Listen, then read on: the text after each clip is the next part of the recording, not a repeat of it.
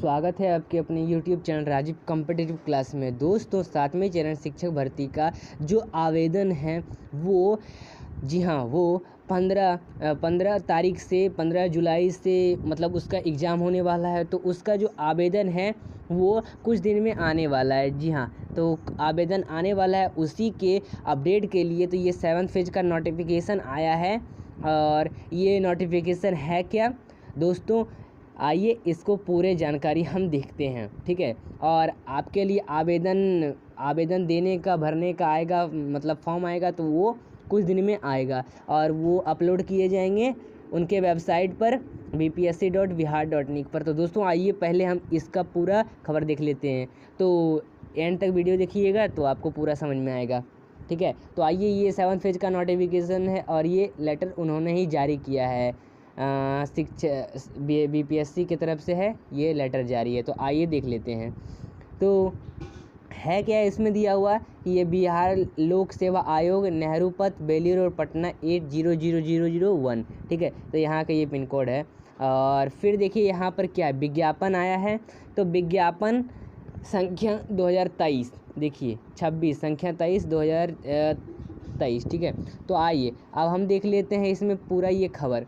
तो खबर क्या है कि शिक्षा विभाग बिहार के अंतर्गत विद्यालय अध्यापक के कुल कितना 1,70,461, जी हाँ, पदों पर नियुक्ति हेतु संयोग भारतीय नागरिक तथा बिहार राज्य के स्थायी निवासी उम्मीदवारों से विहित प्रपत्र में ऑनलाइन आवेदन आमंत्रित किए जाते हैं। और ऑनलाइन आवेदन भरने हेतु विस्तृत दिशा निर्देश बिहार लोक सेवा आयोग पटना के वेबसाइट www.bpsc.bihar.nic.in पर ऑनलाइन आवेदन की तिथि से प्रदर्शित की जाएगी। तो यहाँ पर क्या लिखा हुआ है कि इस वेबसाइट पर बीपीएससी के ऑनलाइन की आवेदन जो है वो प्रकाशित की जाएगी, ठीक है। और फिर इस रिक्त पद का विषयवार एवं कोटिवार विवरण निम्न है। तो ये क्या दिया हुआ, आइए देख लेते हैं। तो प्राथमिक का देख लेते हैं। प्राथमिक विद्यालय के लिए मूल कोटि 1 to 5 के लिए, विद्यालय अध्यापकों के लिए तो ये क्या है 1 to 5 शिक्षकों के लिए यहाँ पर दिया हुआ है। तो इसमें क्या क्या है, क्रम संख्या, विषय और अनक्षरित महिलाओं के लिए, फिर आर्थिक रूप से कमज़ोर वर्ग के लिए, आर्थिक रूप से कमज़ोर वर्ग महिला के लिए, अत्यंत पिछड़ा वर्ग के लिए, अत्यंत पिछड़ा वर्ग महिला के लिए, पिछड़ा वर्ग के लिए, पिछड़ा वर्ग महिला के लिए, अनुसूचित जाति के लिए, अनुसूचित जाति महिला के लिए, अनुसूचित जनजाति महिला के लिए, पिछड़े वर्ग की महिला, आरएफ, कुल पद दृष्टिबाधित, और फिर यहाँ पर देखिए मूल वाधी, ठीक है, डीडी लिखा हुआ है। और फिर वही अस्थिर दिव्यांग ओएच और मनोधिकार बहुदिव्यांग एमडी के लिए, ठीक है। फिर एक और है कि स्वतंत्रता सेनानी के जो पोता पोती नाती नतनी हैं उनके लिए।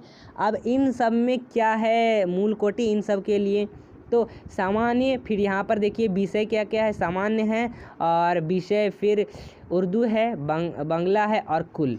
तो कुल कितना है आइए देख लेते हैं। तो इन सब के लिए अनाक्षरित के लिए देखिए कुल, यहाँ पर पहले देख लेते हैं हम, कुल देख लेते हैं क्योंकि ये बहुत बड़ा लंबा है, इसलिए वीडियो बनाने लंबा हो जाएगा। तो आप इसका स्क्रीनशॉट ले सकते हैं। देख लिए 15,947 है अनाक्षरित के लिए। अनाक्षरित महिला के लिए 1 लाख कितना है दिया हुआ, देखिए 16,040 है कुल इसमें पद। फिर देख लीजिए फिर इसमें किसमें, आर्थिक रूप से कमज़ोर के लिए 4,006, फिर आर्थिक रूप से कमज़ोर वर्ग महिला के लिए 3,975, अत्यंत पिछड़ा वर्ग 7,161 और अत्यंत पिछड़ा वर्ग महिला के लिए कितना 7211 7211 7,211। और फिर पिछड़ा वर्ग के लिए 4,777, पिछड़ा वर्ग महिला के लिए 4808 पद हैं। और फिर अनुसूचित जाति के लिए 6,387, फिर अनुसूचित जनजाति महिला के लिए 6,412 और अनुसूचित जनजाति के लिए 395 और अनुसूचित जनजाति महिला के लिए 435। पिछड़े वर्ग की महिला के लिए आरएफ के लिए है 2399 और कुल पद, अब इन सब के लिए कुल पद क्या क्या हैं, टोटल मिलाकर हैं 79, जी हाँ 79,943। और अब देख लीजिए यहाँ पर 40 फिर दृष्टिबाधित तो ये कितना है 834। फिर डीडी के लिए है 811, ओएच के लिए 787, ठीक है। और फिर एमडी के लिए है 787, इसके लिए उतना ही। और यहाँ पर स्वतंत्रता सेनानी के पोते पोती के लिए नाती नातनी के लिए 1594। तो ये कुल इतने सारे मतलब विषय में पद हैं।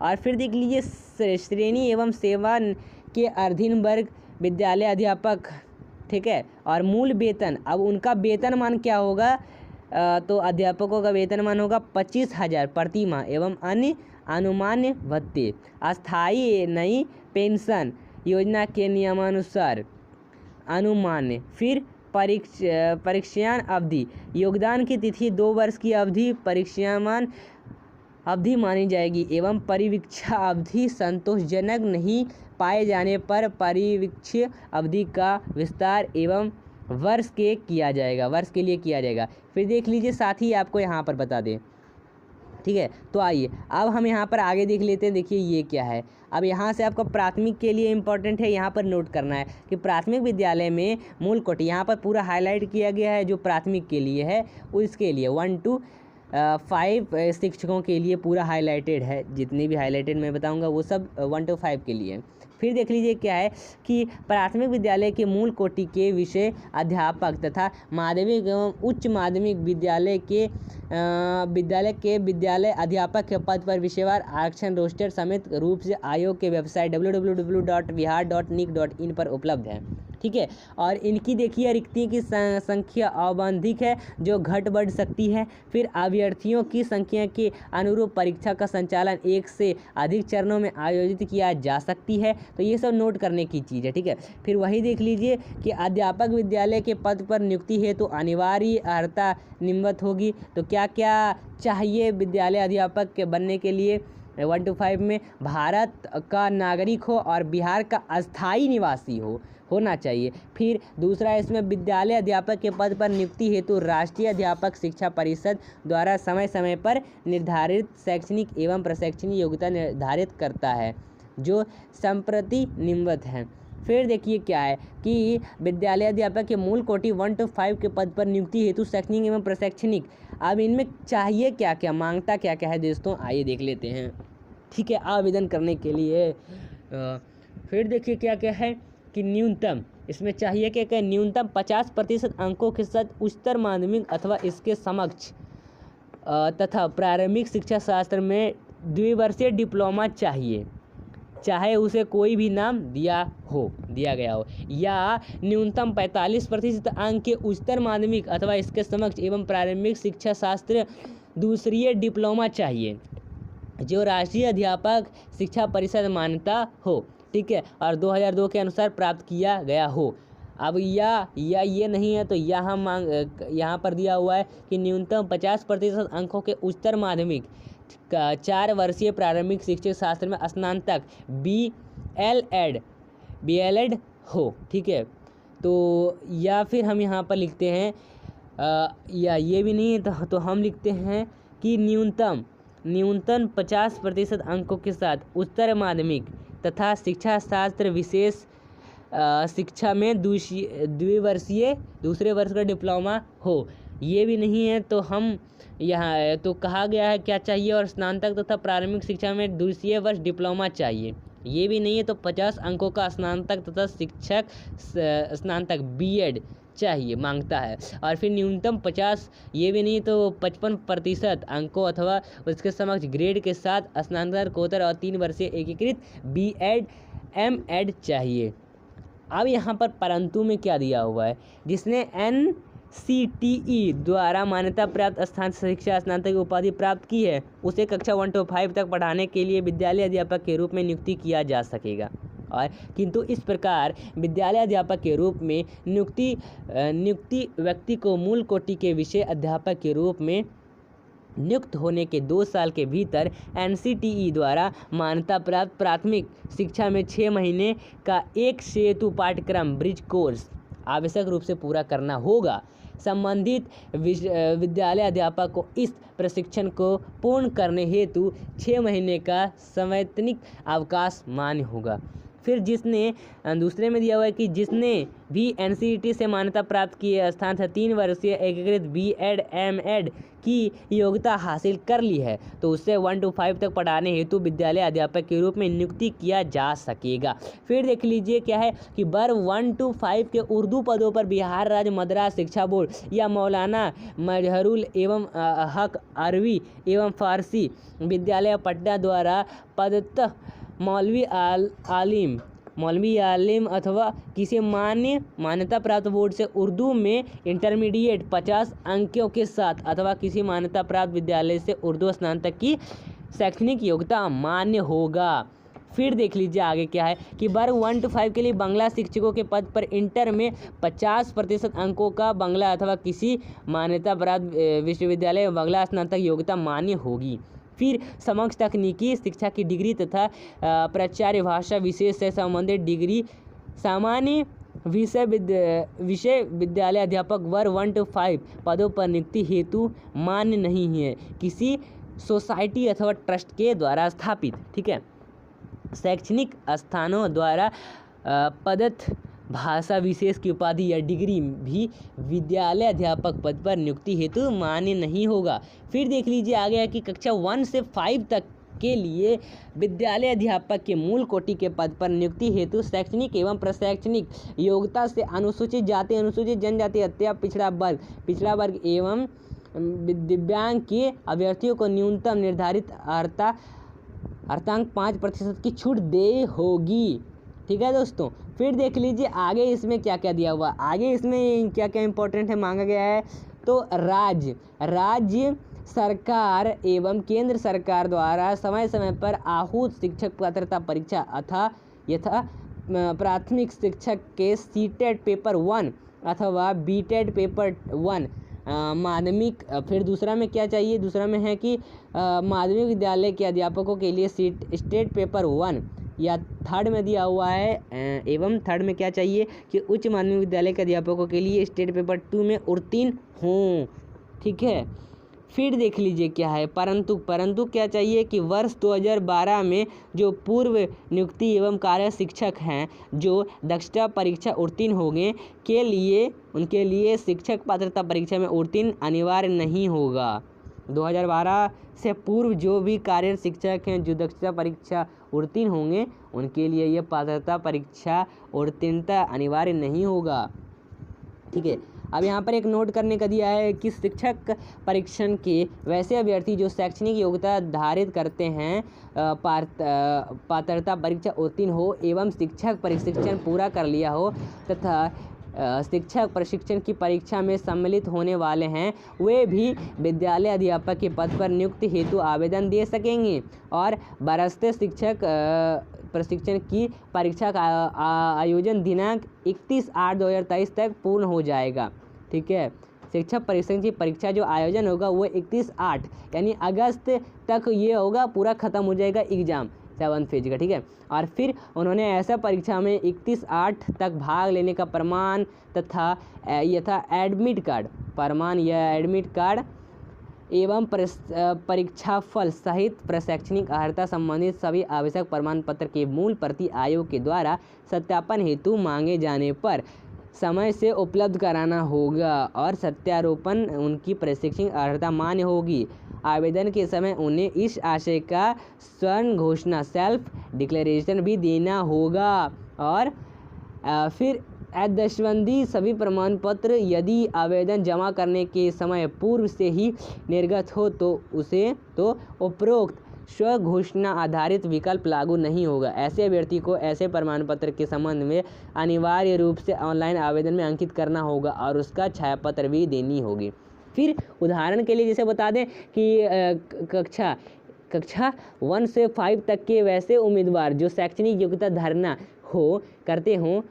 करते हों और CTET पेपर 1 में उत्तीर्ण हों सीटेट पेपर 1 में उत्तीर्ण हो परंतु प्रशैक्षणिक योग्यता संबंधित पाठ्यक्रम के अंतिम वर्ग में हो भी विद्यालय अध्यापक के पद पर नियुक्ति हेतु आवेदन दे सकेंगे और प्रशैक्षणिक योग्यता संबंधित परीक्षा का आयोजन दिनांक 31/8/2023 तक पूर्ण हो जाएगा। साथ ही आपको बता दें कि आयु की सीमा, अब इनके लिए आयु की सीमा क्या है आइए देख लेते हैं।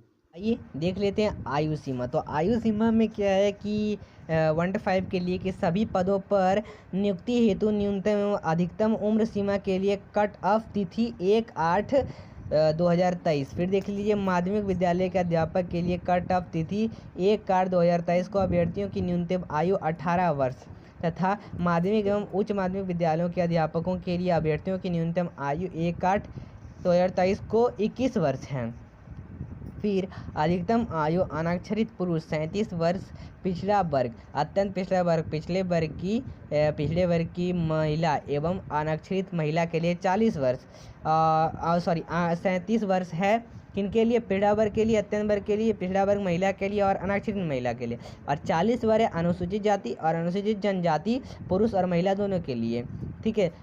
फिर महिला के लिए है 42 वर्ष, पुरुष और महिला के लिए 40 से 42 वर्ष तक है। और बाध्यक सेवानिवृत्त की आयु जो है वो 60 वर्ष निर्धारित है, ठीक है। और आयु सीमा में जी हाँ देखिए, आयु सीमा में छूट इस नियमावली के प्रवृत्ति होने के पूर्व पात्रता परीक्षा में उत्तीर्ण होने वाले प्रशिक्षित अभ्यर्थी को इस नियमावली के प्रवृत्ति होने के पश्चात नियुक्ति के प्रथम स्वयं व्यवहार में अधिकतम आयु सीमा में 10 वर्ष की छूट दिनांक 1/8/2023 को आधार मानकर दे होगा, ठीक है। परंतु यहाँ पर देख लीजिए, यहाँ पर परंतु में क्या दिया हुआ है कि माध्यमिक शिक्षक पात्रता परीक्षा 2019 विज्ञापन इतना में उत्तीर्ण प्रशिक्षित अभ्यर्थी जो वर्तमान विज्ञापन के तहत आवेदन करते हैं उनके लिए अधिकतम आयु छूट 1/8/2019 को आधार मानकर दे होगा।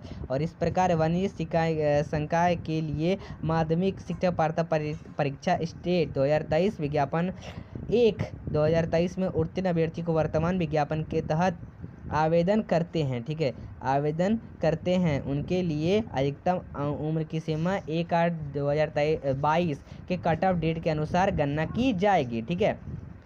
और भी यहाँ पर सारे ये सब दिए हुए पॉइंट्स इन सब आपको पढ़ लीजिएगा। फिर देखिए आगे है कि इनके चयन प्रक्रिया, तो चयन प्रक्रिया के लिए क्या क्या है, तो ये है यहाँ पर 1 to 5 के लिए है। देखिए प्राथमिक से उच्च माध्यमिक विद्यालयों के सभी अध्यापकों के लिए क्या क्या है अभियुक्त। तो यह पत्र 2 भाग में होगा, भाग 1 और भाग 2 में होगा एग्जाम। भाग 1 में अंग्रेजी भाषा सभी के लिए समान कॉमन होगा और फिर भाषा 2 में हिंदी भाषा, उर्दू भाषा, बांग्ला भाषा तीनों में से किसी एक भाषा का चुनाव करना होगा। फिर थर्ड में दिया हुआ है कि इस पत्र का अर्धांक दोनों भाग को मिलाकर कम से कम 30% अनिवार्य है, लेकिन इसमें कोई नेगेटिव मार्किंग नहीं होगा। और प्राथमिक विद्यालय के अध्यापकों के लिए 1 to 5 के लिए इसमें प्राथमिक गणित, मानसिक क्षमता परीक्षण, सामान्य जागरूकता, सामान्य विज्ञान, सामाजिक विज्ञान, भारतीय राष्ट्रीय आंदोलन, भूगोल, पर्यावरण शामिल है। और सामान्य अध्ययन पत्र के प्रश्न प्राथमिक विद्यालयों के पाठ्यक्रम SCERT से संबंधित होंगे, लेकिन इसका स्तर उम्मीदवार हेतु निर्धारित न्यूनतम अर्हता के अवलोकन में होगा। फिर देखिए माध्यमिक के लिए यहाँ पर दिया हुआ है, यह माध्यमिक के लिए और ये उच्च माध्यमिक के लिए, ठीक है। तो इसका आप स्क्रीनशॉट यहाँ से ले सकते हैं। फिर देख लीजिए आपको आगे यहाँ पर देखिए क्या दिया हुआ है कि जो सभी विद्यालय अध्यापक के लिए ली जाने वाली लिखित परीक्षा वस्तुनिष्ठ एवं बहुविकल्प MCQ ऑब्जेक्टिव आधारित होगी और प्रत्येक गलत उत्तर के लिए ऋणात्मक नेगेटिव मार्किंग अंक दिए जाएंगे और क्रमिक एवं प्रासनिक, ठीक है। फिर देखिए यहाँ पर क्या दिया हुआ है कि जो ऑब्जेक्टिव मार्किंग मतलब गलत होगा नेगेटिव मार्किंग के लिए, और क्रमिक एवं प्रासंगिक सुधार विभाग विकल्प इतना, ठीक है। और दिनांक 16/7/2007 एवं पात्रांक पात्रता कितना दिनांक 1/10/2008 के अनुसार लिखित परीक्षा में शामिल समान वर्ग के उम्मीदवारों की 40%, पिछड़ा वर्ग के उम्मीदवार को 36.5%, अत्यंत पिछड़ा वर्ग के उम्मीदवारों के लिए 34% एवं अनुसूचित जाति, अनुसूचित जनजाति, महिला तथा निःशुल्क दिव्यांग उम्मीदवारों के लिए 32% न्यूनतम अर्हता प्राप्त करना अनिवार्य होगा और अन्यथा वे प्रतियोगिता परीक्षा से बाहर हो जाएंगे। ठीक है, और अभ्यर्थी किसी एक ही विषय का चयन कर सकते हैं और जिस विषय में उन्होंने शिक्षक पात्रता परीक्षा उत्तीर्ण किया है। यदि अभ्यर्थी एक या एक से अधिक विषय में शिक्षक पात्रता परीक्षा पर उत्तीर्ण हुए हों, उस व्यक्ति को उस स्थिति में भी अभ्यर्थी अपनी इच्छा से एक ही विषय का चयन कर सकते हैं और साक्षात्कार, इससे साक्षात्कार नहीं लिया जाएगा। मेधा सूची क्या है कि लिखित परीक्षा में परिणाम के आधार पर आयोग सफल अभ्यर्थी को औपबंधिक मेधा सूची तैयार करेगा और लिखित परीक्षा वस्तुनिष्ठ की कुल प्राप्तांक समान होने की स्थिति में पहले उम्र तथा उम्र के समानता होंगे और देवनागरी लिपि में वर्णमाला के अनुसार नाम वाले उम्मीदवारों को वरीयता दी जाएगी। ठीक है, और फिर यहाँ पर देख लीजिए अन्य निर्देश भी दिए हैं। कोई भी अभ्यर्थी इस नियमावली के अंतर्गत अधिकतम तीन बार परीक्षा में भाग ले सकेंगे। 3 बार से ज़्यादा परीक्षा में भाग ले सकते हैं। आयोग द्वारा की गई अनुशंसा नियुक्ति का अधिकार तब तक नहीं होगा प्रदान करेंगे जब तक कि यथा आवश्यक प्रमाण पत्रों की जांच से उपरांत प्रशासनिक विभाग संतुष्ट न हो जाए कि अभ्यर्थी विद्यालय अध्यापक के पद पर नियुक्त के लिए सभी दृष्टियों से उपयुक्त है।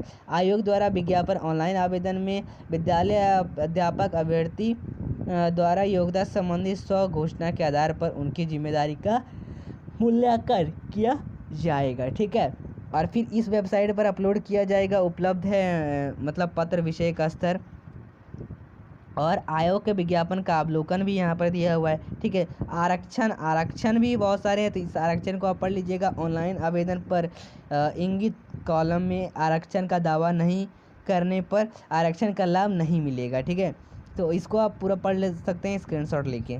चलिए आगे आपका देखिए यहाँ पर कि आरक्षित कोटि निम्नवत हैं। आरक्षित कोटि क्या क्या है?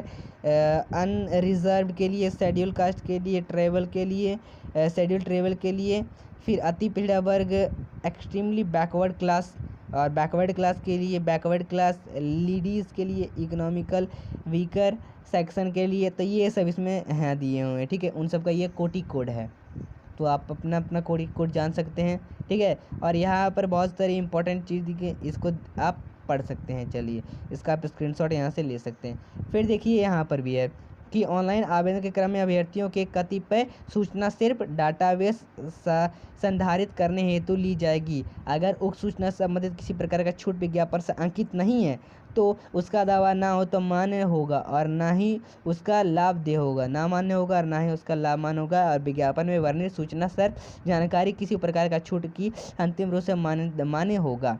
ठीक है, और ऑनलाइन आवेदन के लिए इसमें क्या क्या चाहिए वो देख लेते हैं कि मैट्रिक प्रमाण पत्र चाहिए। ठीक है, अंक प्रमाण पत्र, जन्म तिथि के साक्ष्य होना चाहिए। विज्ञापन की कंडिका शैक्षणिक प्रशिक्षण योग्यता एवं शिक्षक पात्रता परीक्षा या दक्षता पात्रता परीक्षा उत्तीर्ण हो। फिर विज्ञापन की कंडिका शैक्षणिक योग्यता के अनुगमन अंक पत्र होना चाहिए। बिहार विद्यालय अस्थायी निवासी होना चाहिए, उसका संबंधित प्रमाण पत्र होना चाहिए स्थायी निवासी के लिए। पिछड़ा वर्ग अत्यंत पिछड़ा वर्ग के उम्मीदवारों के लिए क्रीमी लेयर रहित प्रमाण पत्र, महिला के लिए उम्मीदवारों के लिए पिता के नाम एवं पता होना चाहिए। ठीक है, और फिर देखिए पिछड़ा वर्ग अत्यंत पिछड़ा वर्ग उम्मीदवारों के लिए फिर रहित घोषणा पत्र होना चाहिए। वर्ग से पूर्व का क्रीमी लेयर रहित प्रमाण पत्र होने पर दावा करने की स्थिति में। ठीक है, तो और भी ये सब बहुत सारी चीज़ें जो होना चाहिए, तो आप उनके लिए मतलब एग्ज़ाम के लिए एलिजिबल हैं। और भी क्या क्या मांगता है देखिए, सर्टिफिकेट उनके लिए मांगता है। फिर देखिए फ़ोटो युक्त होना चाहिए, पहचान पत्र होना चाहिए, उनके पास आधार कार्ड का फ़ोटो होना चाहिए, और फिर हॉल में खिंचा गया 2 फ़ोटो होना चाहिए, और लिखित परीक्षा के लिए भरे हुए डाउनलोड किए गए आवेदन होना चाहिए, और फिर लिखित परीक्षा के लिए एडमिट कार्ड होना चाहिए। ठीक है, और प्रमाण पत्रों की जांच भी कर लेंगे। देखिए फिर यहाँ पर भी दिया हुआ है, इसमें शुल्क क्या क्या दिया हुआ है। शुल्क में दिया हुआ है कि इनका फ़ी कितना लगेगा आवेदन के लिए। सामान्य अभ्यर्थियों के लिए लगेगा 750 रुपये लगेंगे। अनुसूचित जाति जनजाति के लिए 200 रुपये। आरक्षित जाति के लिए अनारक्षित जनजाति महिला के लिए 200 रुपये। दिव्यांग अभ्यर्थियों के लिए 200 रुपये 40% या उससे अधिक। फिर उम्मीदवार सभी फिर उन अन्य सभी उम्मीदवारों के लिए 750 जो भी हैं, ठीक है। और ये सब बहुत सारे इसमें दिया हुआ है, ठीक है। तो इन सब को आप पढ़ सकते हैं। फिर देखिए क्या है, एप्लीकेशन विवरण भरने के बाद एडिट करने का ऑप्शन रहेगा जो पेमेंट करने के पूर्व तक ही उपलब्ध होगा और इसमें अभ्यर्थी द्वारा भरी गई प्रविष्टि एडिट करना प्रावधान रहेगा, ठीक है। और परीक्षा पेमेंट करने के पूर्व अभ्यर्थी सुनिश्चित कर लें कि आवेदन में प्रविष्टि की गई सारी सूचना सही है और पेमेंट के उपरांत अभ्यर्थी द्वारा ऑनलाइन आवेदन में की गई प्रविष्टि में एडिट का कोई प्रावधान नहीं होगा। परीक्षा शुल्क या ऑनलाइन आवेदन पेमेंट के बाद अभ्यर्थी उसी समय पुनः लॉगिन कर डैशबोर्ड पर उपलब्ध डाउनलोड फिल एप्लीकेशन सेक्शन से भरा हुआ आवेदन डाउनलोड कर लेंगे। और वैसे अभ्यर्थी जिन्होंने ऑनलाइन आवेदन की प्रक्रिया पूर्ण कर ली हो फिर भी किसी त्रुटि में दृष्टिगत अपना आवेदन कैंसिल करना चाहते हो तो आवेदन करने की अंतिम तिथि में पूर्ण एप्लीकेशन को कैंसिल करते हुए मोबाइल नंबर ईमेल आईडी से दूसरा रजिस्ट्रेशन एवं नए सिरे पर परीक्षा शुल्क का भुगतान करने आवेदन की प्रक्रिया पूर्ण कर सकते हैं। ऐसे स्थिति में पूर्व में किया गया परीक्षा शुल्क का भुगतान वापस नहीं किया जाएगा, ठीक है। और फिर ऑनलाइन आवेदन भरने के समय इस वेबसाइट पर आप भर सकते हैं, ठीक है। प्रदर्शित किया जाएगा ऑनलाइन आवेदन करना कैसे है और कहाँ से करना है, इस वेबसाइट पर किया जाएगा। तो इस वेबसाइट को आप लिख सकते हैं। फिर देख लीजिए यहाँ पर ऑनलाइन का किस तरह से करना है, मतलब इसमें यूज़र नेम आपको दिया जाए मिलेगा, ईमेल आईडी देना होगा, मोबाइल नंबर देना होगा, पासवर्ड देना होगा, ठीक है। और फिर आपका नाम पता वगैरह जो भी भरना है उसमें दिया रहेगा और उसके बाद आप उसको भरेंगे, सबमिट करेंगे, ठीक है।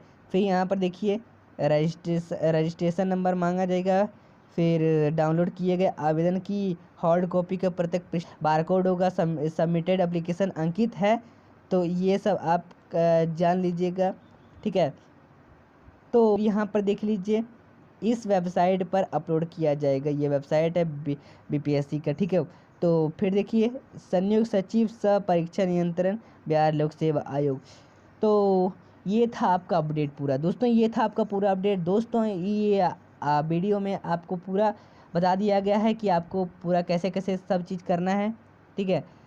तो आपको ऑनलाइन आवेदन कैसे करना है, सब भरना कैसे, तो इस वीडियो में आपको बता दिया दोस्तों। वीडियो को लाइक करिए, अपने चैनल को सब्सक्राइब करिए दोस्तों। ये वीडियो को ज़्यादा से ज़्यादा अभ्यर्थियों के पास शेयर करिए ताकि वो भी ये अपडेट जान सके दोस्तों।